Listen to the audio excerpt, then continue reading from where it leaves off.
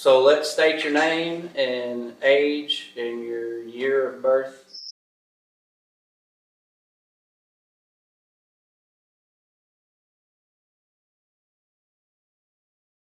Marvin Nolin, February 11th, 1946. Where were you born at? I was born in Dover. And who were your parents? Noel Nolin, and my mother's name was Virginia Nolin. Well, my father started out fishing. He fished commercially for years. He fished on the river, and he stayed there on the water most all the time. He was a fisherman. That's all he did was fish. And he fished nets, lines, snag lines. Snag lines are outlawed now. They don't have them. But he fished all the nets, every type. And my mother made them all. She crocheted, made them. And him and my uncle Ryman Jacobs and Cordis Underhill, Dumas Belton, and all the people that fished back in those days, you know, this was before the days of nylon.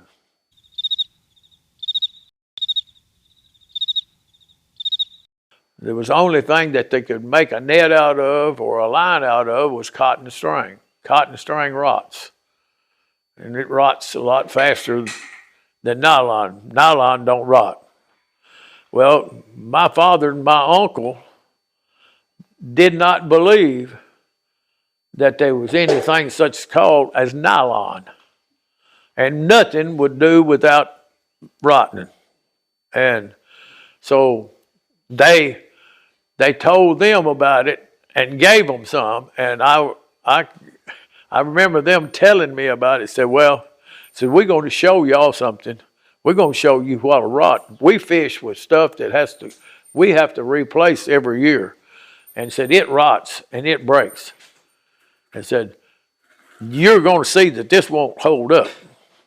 It will not hold up. And so they took some of it, and it lasted a little longer than they thought it was going to. And they looked at each other and said, this stuff is pretty good, ain't it?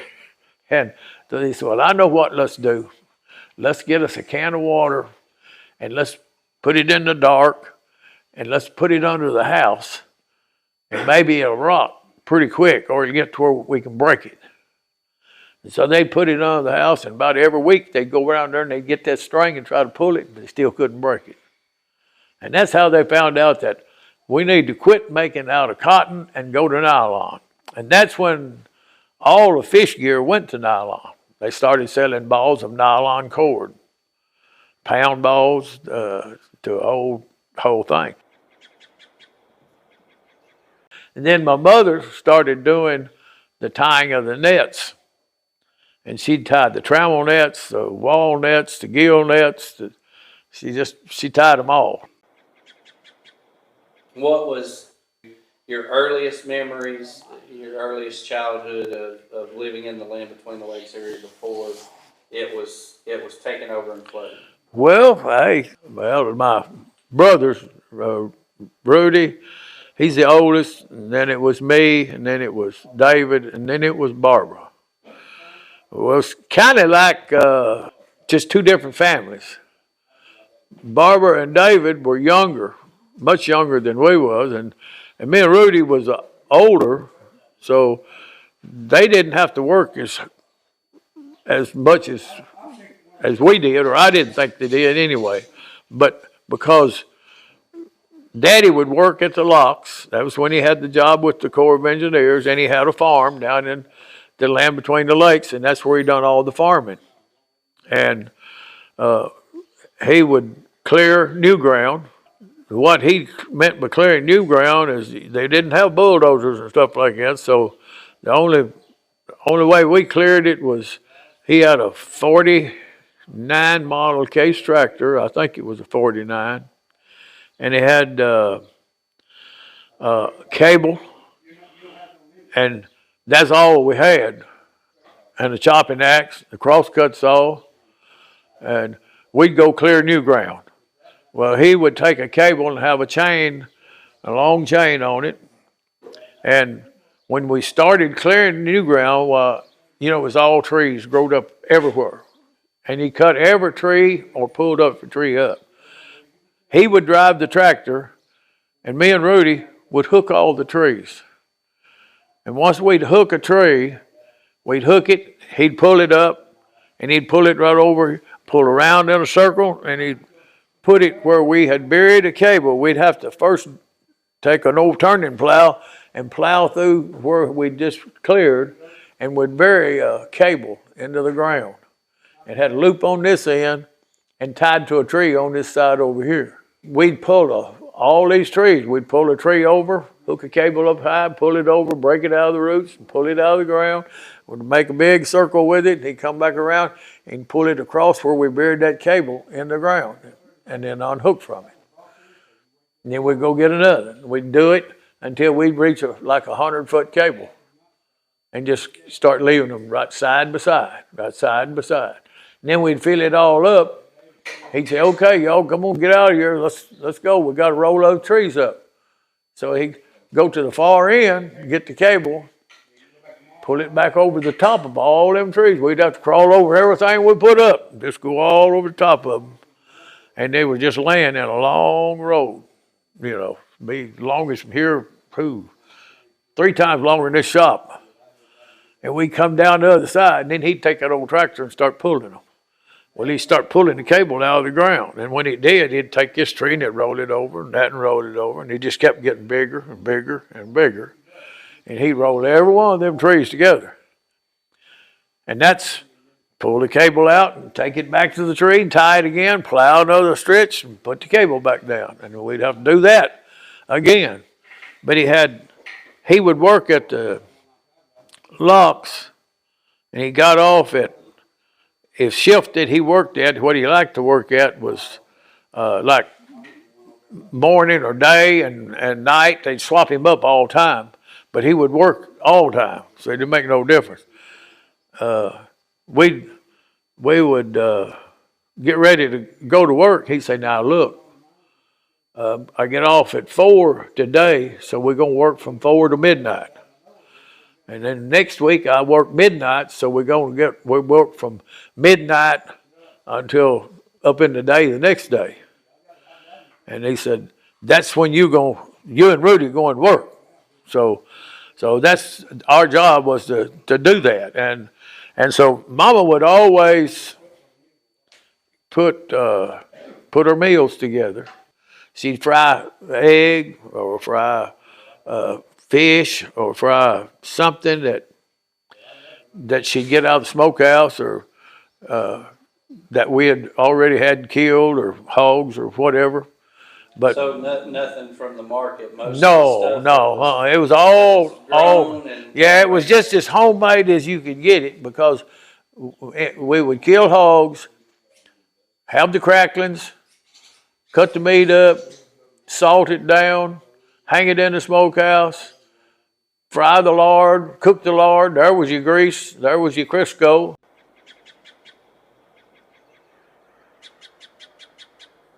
Times had changed. You know, we didn't get no car. I hadn't have a job good enough to get a car. So we didn't get a car till, gosh, I guess I got 58 Chevrolet was my first thing. It was wore out.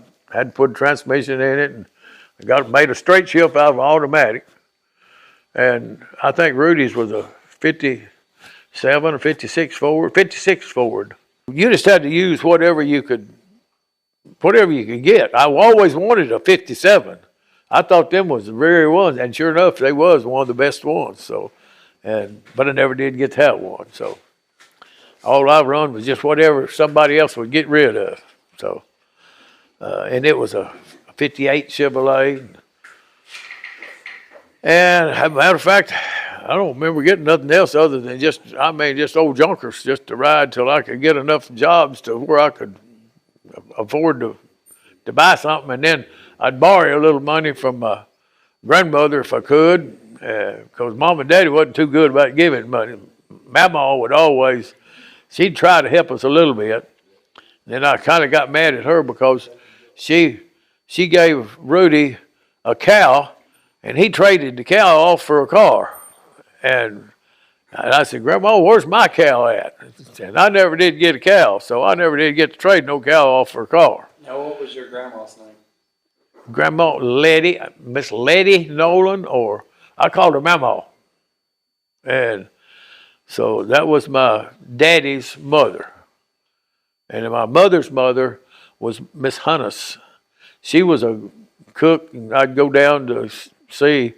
I'd ride down sometimes with my Aunt Ruth, and I would run all the way from the Trace Road all the way to that house back in the woods where we've went before, just to get to go down there and get to eat and play. And that's about what I did. So and I'd go with grandfather, and he would be maybe corn picking time, something like that. Mama would go down. Grandfather's name? Henry Crutcher. I'd go down and help pick corn when it got corn picking time. We'd go down and pick corn and pick by hand. And I'd either get the down rows or, well, whichever one that I could get, but I got behind on all of them because he could pick it and stand up and pick it and throw it in. The rest of the people could that was grown that I was trying to keep up with. And then if I got the down pile, that's where the horses went, you know. And so most of the time that's what I was doing, down on my hands and knees and throwing it in the back of the wagon. And the horses was good enough that they know to pull it all the way up to the next pile.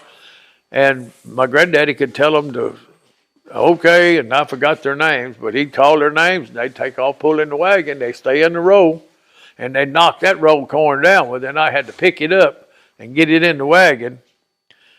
And they would pick 2 rows on this side and 2 rows on the other side of the wagon. So that was 2, 4, 6. So 6 rows of corn at a round through the field is what you was picking up. So, but that was when I would get to go see my grandmother and my grandfather. But I don't know what time I come out of the land between the lakes. I don't know why. I know I spent a lot of time going backwards and forwards. So, aside from being an American, do you know any about your ethnic background, where your family came from? Oh, I do not know. I have, man, if they come any further than Katie's, Katie's or Hopkinsville, I was lost at it. I didn't even know where that place was. So who would you say you were closest with as far as your brothers growing up? Who did you spend more time with? Would it have been Rudy or? Well, hey, Rudy when we was there but we fought all the time. We had my daddy bought a 40, 41, 42 Willis Jeep from a whiskey man made whiskey. He made whiskey, and Daddy bought it because him and Cordis and Dumas wanted to go muscadine hunting, and they would go fishing, and just he drove a Jeep, and we didn't drive because we didn't have nothing to drive. Daddy would not let us drive the Jeep unless the only reason we could drive the Jeep is when we were dressing fish. We had about, I'd say 10 or 12 commercial fishermen that fished for us because Mom and them sold fish, dressed fish, and they delivered fish to people. And we fixed fish for cafes, when they fish steaks and all that. We'd have to cut them and dress them, and we would dress fish all day. I started dressing fish when I'd stand on a 5-gallon can and take a chopping axe and cut their heads off. That's all I could do. But it had to be, to get to the chop block, I had to stand on a 5-gallon can. And I'd cut fish heads off all day long. And you smelled like a fish that night. But anyway, that's, I guess, got me started in the fish part. Who did I fool around with the most? I'd say Rudy, because, hey, we both was wanting the Jeep. And most of the time I lost. But we have had some rounds with it. We'd come back from fishing and came back, and we started back, and Whitford's hog pen was going down in land between the lakes.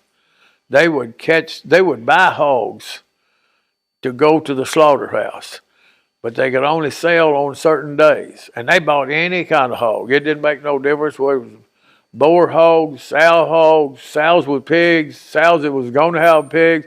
Well, they put hundreds of them down there in that field. And while they were unloading them, and before they could get a load to go to the slaughterhouse, they would have babies. Maybe an old sow would lay down and have her babies. Well, we got to coming back from fishing and saying, well, hey, look at all them little pigs. They ain't going to kill them. And so Rudy would say, hey, give me the dip net and I'll run them and you throw the dip net over them or I'll throw the dip net. Okay, that's good with me. Let's go. So we would catch pigs that were small and we'd put them in the back of the boat time till we got home, and then we got enough finally to build a little pen. We didn't have nothing by the water with, but anyway, we built a pen where we could keep a hog apiece. But then they got to come in more often, so we could get 4, 5, 6 out, so we'd catch a whole bunch of hogs, little babies, and then we'd raise them up and then breed them. So that's how we got started and got our money, really, was raising hogs.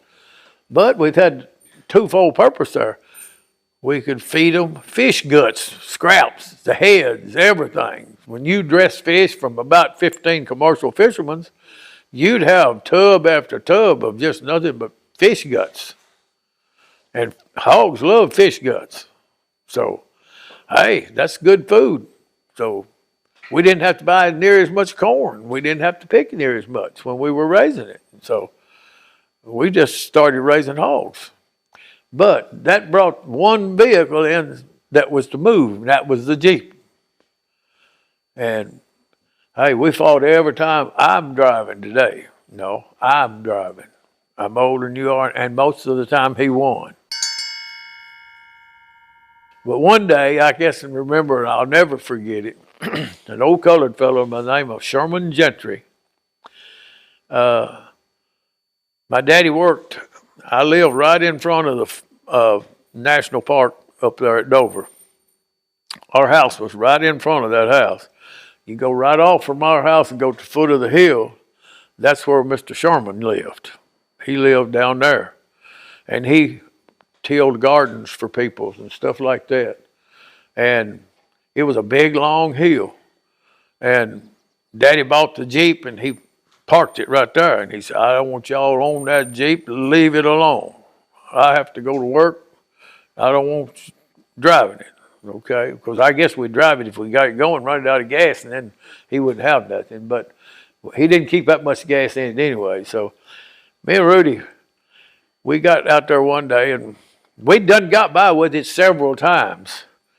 We know that Daddy worked down there, and when he got off from work, he come right back up that same hill by Sherman's house and right straight up to our house. And ours was right in front of the National Cemetery now. If you come out right when you cross the road there and go into the old highway, that was our house. And it's the trees, shade trees still there. But we would we'd get into a fight on who was going to drive the Jeep. And man, it was a knockdown drag out, and most of the time I lost. But a few times, I mean, if I could ever get my hand, broke the keys one time, but then the other time I got it and I could outrun him. So I had him whooped in. He couldn't drive it because I had the key.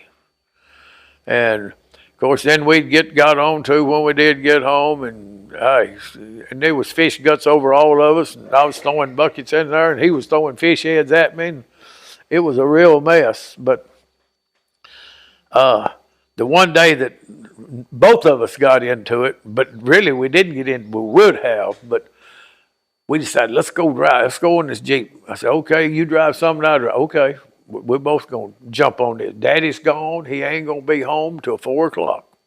We got plenty of time. We can ride all everywhere. So let's go. We got out there. We couldn't get it started. Rudy said, well, all we got to do is roll it off his hill and it'll start. So, okay. So here I'm pushing it and we got her going. And here we go. We got in there. And of course, He rolled it all the way hill. We got halfway down that hill, and I said, hey, wait a minute. Now, we ain't got too much further to go. We're the foot of the hill, and this Jeep ain't hit yet. He said, well, we got to get it started. We can't get it back now. I said, oh, no, man, this is going to be rough. So maybe it'll start. So we looked at it and tried to check it over, and the mechanics we was not too good. So we tried it again. And the next thing I know, we went right by Sherman's house. He was sitting out at the porch, on the porch, and he had his old ice truck sitting there where he delivered ice to all the stores and stuff. He sat there and he said, what y'all doing? He says, well, we're trying to get this Jeep started, but we ain't got about one more chance because his driveway's a foot of mud, but, oh, shoot, 50 yards. If it didn't start then, that's all she wrote because there's a long way back up that hill. Well, we went off down through there. Well, it didn't start. And I looked, I said, man, son, we're getting ready to tote a whooping. We're going to get a beating. And he did. He didn't mind beating. So I said, oh, it's going to be bad. And I was littler than he was. Rudy, he just wanted to get more mad than scared. I was scared. And so I started back up the hill, and every time I'd take a step, I'd look going up that hill, from here all the way up, uphill all the way, steep hill. And so I got started crying I had about a third of the way up the hill. Well, Sherman was sitting there. And meanwhile, Rudy he had a watch, I didn't, but he kept looking. He said, well, Daddy'll be here in another 4 minutes because he gets off at 4 o'clock. And we will get beat to death before we get to the top of the hill. I just cried that much more. He said, what's the matter? And he called me little buddy. Little buddy, what's the matter? I said, my brothers rolled this Jeep off down the hill. Didn't mention me. And it won't start. And we can't get it back up the hill before he gets off. And he's off in just a few minutes because, what time is it now, Rudy? And Rudy said, about 3 minutes till 4. And I'm still crying. So I said, well, I know the whooping I'm going to get. So he said, oh, try to hold on, little buddy. Hold on a minute. He said, how long will it be before he comes up the hill here? Rudy said, I don't know, but it won't be long. And he said, well, hang on just a minute. So he went around there and grabbed his old horse and grabbed the collar and throwed it over the horse. He just got down back with it from doing a garden for somebody.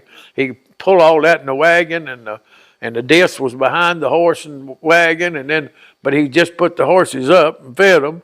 So he had to get them thrown back out there, and he had that one was all he got. So he said, we'll get it up there before then. Come on here. And it's Coley and something was his name. One of them was Coley. But anyway, he got the old horse, got him saddled out, and backed him out to the back of that Jeep and throwed it around that trailer hitch on the back of the Jeep. And come on, let's go. And, hey, man, that old horse started pulling that Jeep up the hill backwards. Rudy was guiding it, and I was beginning to quit crying then. So, man, we might get out of this, And surely enough, we got it all the way back to the top of the hill. And he pulled it up there, and then I run out and got a concrete block stuck on the front wheel, just like Daddy left it. But it was right in the same spot. Rudy guided it back in the same spot so he would never know it. Well, we put that there, and boy, I'm just, whew. But now then Sherman's going to tell. He'll tell Nolin, because he said he'd always talk to us. So, how you doing there, Mr. Nolin? And well, sure enough, he did. He was putting the stuff back on his horses and got it back on there and was turned around and getting ready to go back down the hill to his house. And Daddy come up the hill. He said, how you doing there, Mr. Nolin? Oh, I'm doing fine. How you doing? He said, well, I said, what have you been doing today? Oh, I've been doing some gardens for people over and around. Just now getting off and getting ready to go down and rest for a while. And I thought, oh, man, this man is a lifesaver. And we got out of that whooping. I mean, it was slick. But we didn't get to ride the Jeep either, though. So most of the time we'd drive her about empty, and then we'd pull it back. We have enough gas because we didn't have enough to buy any. So, hey, we'd use him. he'd run out of gas quicker than he thought he did. But we kept the old Jeep for a long time. So that's how first thing I learned to drive was a Jeep. And I got one today, and I still like it. And it ain't for sale. Well, my father started out fishing. He fished commercially for years, and he fished on the river, and he stayed there on the water most all the time, and he grew to like the water. He always stated, I don't care how deep you put me under, as long as I have both feet on the ground. So that meaning he never flew, and living to be 103, he still never flew. And we tried to sneak him down there to get him on a plane, but we didn't. Me and my son Marty, but he wouldn't go. So he always said, I don't care, which at the time he wasn't a diver. At that time he was just a fisherman. He didn't mind going underwater to work on his nets and lines and stuff and back up, but he'd never done diving. And Mr. Avery Powell and Jess Langston come and asked him one day, said, why don't you work for the Corp of Engineers? So he got a job for the Corp of Engineers, and they started talking about all the riggings on the walls and stuff, and said they were having time working on the things that was needed working on under the water. He said, well, I'll go down there and work on them. I don't mind going. So he said, well, you ever been in the water? He said, no. He said, and so they called him out on the Duck, which that was the boat that they went in on. And they explained to him, told him, said, now, you know, this fellow here, he's one that's going to be pumping your air. Yeah, well, I don't mind, as long as he keeps pumping. And so, and they said, now this is your shoes that you be wearing. They were lead shoes, and they were big, heavy things. I used to try to pick them up, you know, just one at a time, but and I was real little. Of course, I'd go down there with him when he was diving. Every time they'd let me go, but sometimes they wouldn't let me go, but most of the time. How old would you say you were? Oh, gosh. I guess I started going just as soon as I was big enough to go with him. And then I got to going where I really enjoyed it and was watching him. You know, I'd watch him, and they'd pick him up when he got heavy. If you had a deep well, if you had a deep well suit on, you had a big helmet, they screwed it on your head, and then had a big cable here at the top where it picks you up and bring you out over the water, and then they drop you down into the water, and you would go down in under the locks, like at Lock D, where he worked, and Lock E, and all the locks up and down the river. Now, just for record, what river would this be? Huh? Well, for record, what river was it that he worked on? Cumberland River in Tennessee. He's been all over. We carried him at a later date, my son and me and Rudy, my brother. We carried him on the Cumberland River. We went to the head of it and went from the head of it to where it empties into the Ohio. And he knew every inch of it. He knew where all the old dams was that was flooded. He knew right where they was at. And I thought I'd catch him, you know, so, hey, you can't remember all that. It's underwater. He'd remember every bit of it. And he'd tell me, I'd say, now, Daddy, you don't know this. You don't know that this is where that was at. Oh, yes, I do. And I'd say, show me what you got something. I don't see nothing right here, but pull in the boat. And he'd ride the boat. He'd shove it into the bank, and he'd say, go up on that bank. Just keep on going up there. You're going to go up there, and you're going to find 4 rocks up there somewhere, because that old lock house was sitting on 4 rocks. And they were big rocks. And he said, you'll find them right up there in that field. I went up there, and sure enough, there they was. So I come back down. I said, well, you won that one. so yeah, he knew he really had his mind all together. My father had that from I guess when he was born to the day he died. I don't know, he didn't forget nothing. So, and we tried at different locations. And one of the times that I broke him down to getting him to just tell me actually what he did do was diving on the locks. And he dived down here at Dock D, and of course he worked in the diving suit, and they put him in it, and I'd go down and sit on the duckling and watch him. And they were experimenting with radios. They always did use tugging. They'd tug a rope, or would tug on him to let him know that, hey, something's happened. You know, the oxygen man has got sick, or we got to get you up, or you got a leak, or you got something that needs to be done. They done that by tugs. So many tugs meant, you know, you need to come up, or you're doing good, your cable's gone wore out or gone out as far as you can go, you can't go no further. But he'd go down, and at Lock D down here, there was a square hole about the size of those garage doors right yonder. A little smaller, maybe. And it had a set of steel ladders. It was in the concrete. That was when they poured the walls. And they go back into the wall. And back in there was the cogs that opened those big gates that opened up and closed.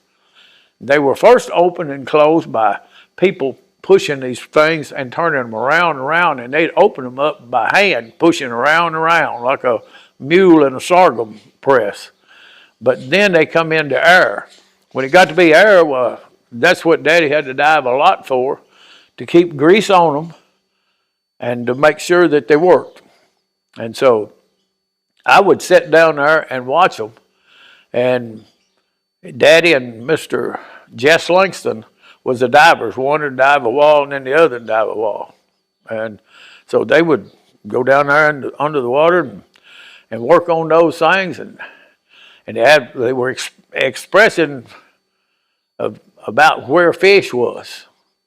And Daddy said one day they was down there, and of course I was on there, and I wanted to know if it was fish there because I was wanting to go fishing, you know. So somehow they got mentioned about fish. And he says, no, there's fish here. He says, I can feel them. A lot of times when I'm working, they'll swim right by me. And they asked him, said, well, Mr. Nolin, how big was it? He said, well, I didn't really pay no attention to them. They don't bother you. They just slide right on by. They just slick, and they'll go right on by you. And he said, they're pretty good-sized fish. One of them said, come on through, and he slapped up against the helmet, and I could hear it popping, you know, as he's going out. And he said there'd be several in there when he'd run them out. And so the people asked me, said, well, said, what did you do? And of course, Daddy said, well, hey, it didn't bother me. I just keep on working because fishing don't bother me. I don't care how deep underwater I go as long as I keep both feet on the ground. And so that was his motto, and I guess he died with it. He never did go off the ground. They were coming up with a way to talk to the people underwater instead of the tugging thing. And they said, we need you to put a radio on where you can talk to them. I remember being, 6-year-old, 7 maybe, and they were trying with him to talk to them. And they were experimenting. I think it was something like a CB. Now, they didn't tell me, and at my age, I didn't care. It didn't make no difference. Did he find any fish? That was all I was interested in. But they did talk to him, and from my understanding, he, I guess, tried the first radio underwater for the Corp of Engineers. And that's when they put him in the suit and they talked to him later on. He started using it more often, but now at this time there was no OSHA, none of that safety stuff. I went right on down the locks and I'd go on, get on the boat and back out there and set up on the pile of cables and wires where they let him up and down. Watch him take him, and I'd say, hey, he ain't got his shirt sleeve button and he's sticking out the case of his thing. Does that make any difference? Nah, not the Noel. And his sleeve would be out where it wouldn't be buttoned. And they'd have it screwed on and his sleeve would be outside. So, I mean, I seen that several times. Of course, that was the way you found Daddy. He just went like he was. So, and I stayed with him as long as I could. And Then I guess at a later date now, after times got on past that, why, and Daddy got some age on him, Corp of Engineers got to wanting to know more information about him. And they asked him, said, can we interview you? They were asking him about what he did and how he did it.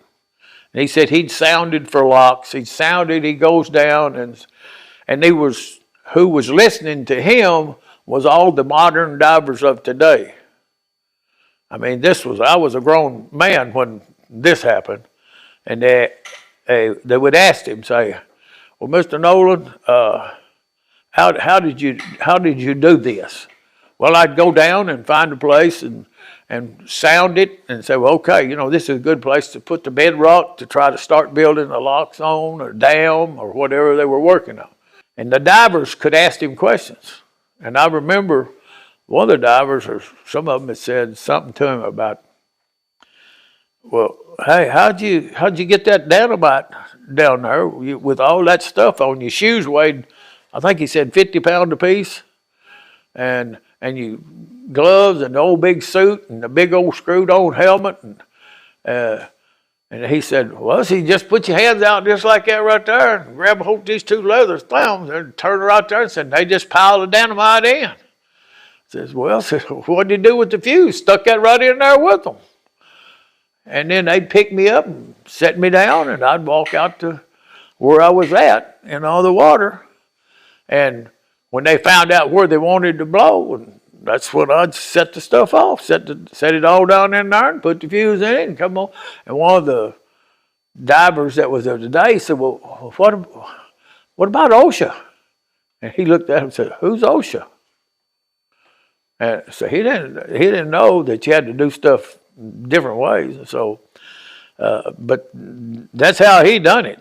And so that made then he turned around, sometimes in that conversation, he turned around and asked that diver, said, well, what's them big old bottles you got on your back there? He said, well, Mr. Nolin, that's the air that we use. Oh, well, I had mine pumped to me. And said, it was fresh air.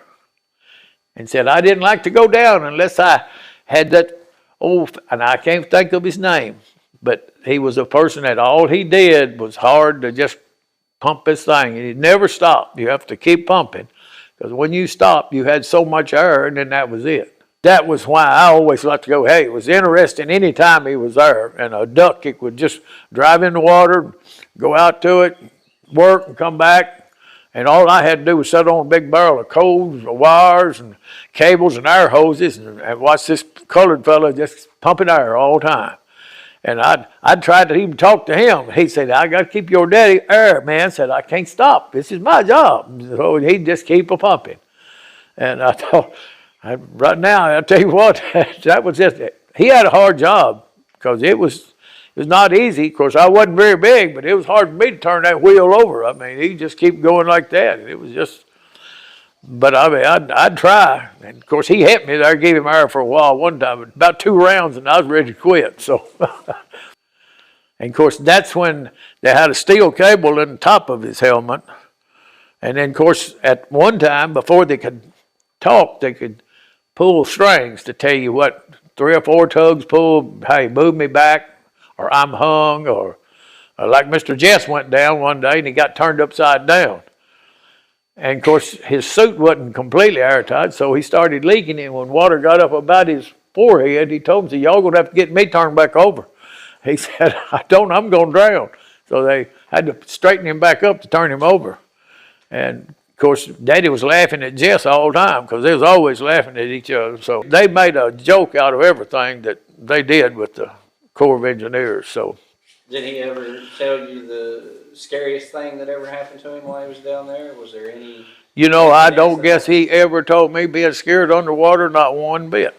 Not one bit. Now I would say he was pretty well careful, from doing it, because hey, he's still alive. He had more guts in him than I did. I just don't think I'd want to do that. I'd rather go up and put it on something than I had to down and put it on something. So he began telling, said, hey, what all he done and all that. And then he said, I'd worked on the Cumberland River. I've worked for the Fort Campbell, or Camp Campbell. That was when it was called Camp Campbell up here, and they tried to make a crossing of the Cumberland River out of some of the bridges they'd made where they could cross the Cumberland River.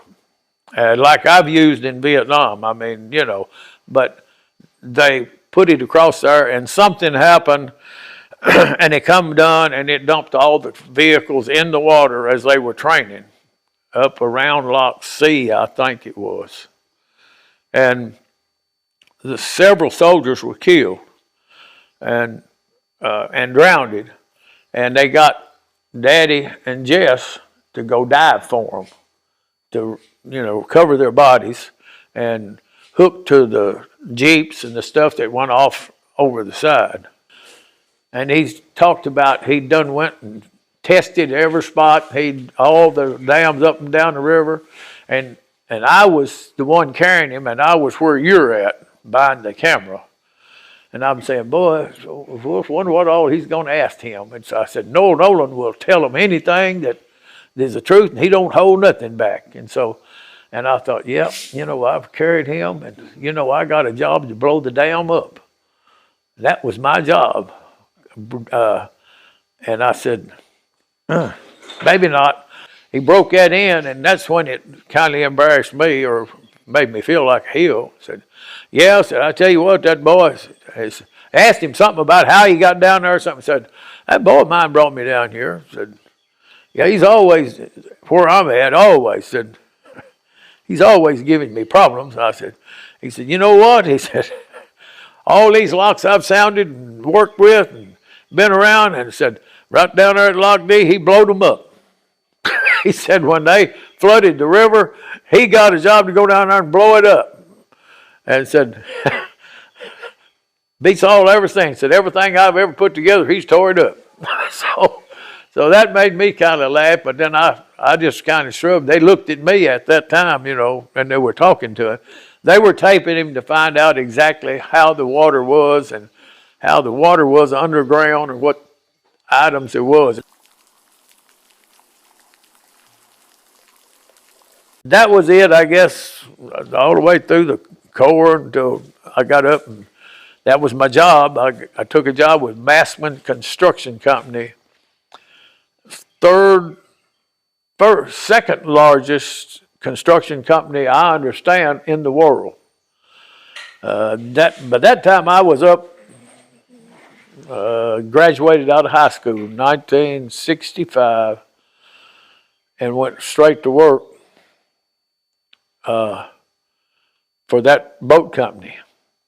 And my first job was unloading the dynamite on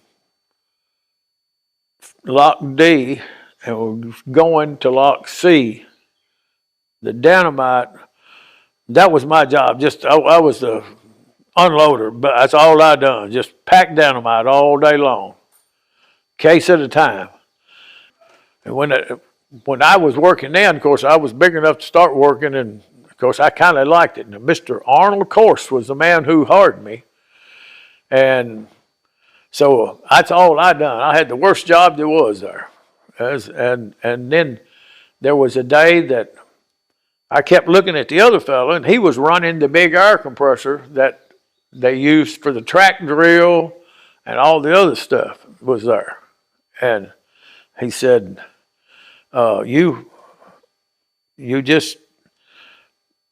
he would just keep the drill running all the time, all the air. He'd change the oil. He'd do everything to the air compressor because he was a fellow that liked to drink a lot of times. He'd get drunk and he couldn't come to work the next day. And so when he didn't come to work, Mr. Arnold would say, hey, we ain't got the other worker. They take three of us. You got a man who run the track drill and a man who run the air compressor and a dynamite man who packed them all to dynamite. But anyway, he didn't show up, and he was down there one day and thinking, well, what, are we going to just quit and go home or what? I said, well, I watched him do that. I believe I can do it. He said, you think you can keep that air compressor running? I said, yeah, I believe I can. So he said, well, get over here and then let's see what you got to do. So hey, I got over and I started doing the same thing, and got it running. That thing was running, and of course, there were a few things he had to tell me, like here's where the oil goes in this hole and that hole. And I said, well, that's fine. So I started doing that. And Mr. Arnold come by and he said, man, you know what? He said, you just took that man's job. I don't care where he comes back or not. I said, well, hey, does it mean more money? And he said, yeah, you get some more money. And so I was tickled to death. So I had a job then, and I was batting in tall cotton. Of course, meaning that I'm with the air compressor from the hoses here, and then I seen the track drill right over there. Well, the track drill's over there, and I look over there, and I said, yeah, hey, well, I'm waiting, and everything's doing good here. All the gauges is okay, so everything's okay. And I'm looking over there, and I'm watching him. He's running the track drill. That driller, and I cannot think of his name, but it was another person that he got to where he was not showing up for work, and he was a track drill operator. And I kept saying, well, I told him, I said, I think I can run that too. And he said, well, let's see. So I got out there and I started running. And I was doing what he wanted done. He said, hey, ain't nothing wrong with that. So you got a job. So keep it going. Don't worry about him. And so I run the track drill. But, before I got much of that done, I kept getting rumors that I might have to go to service.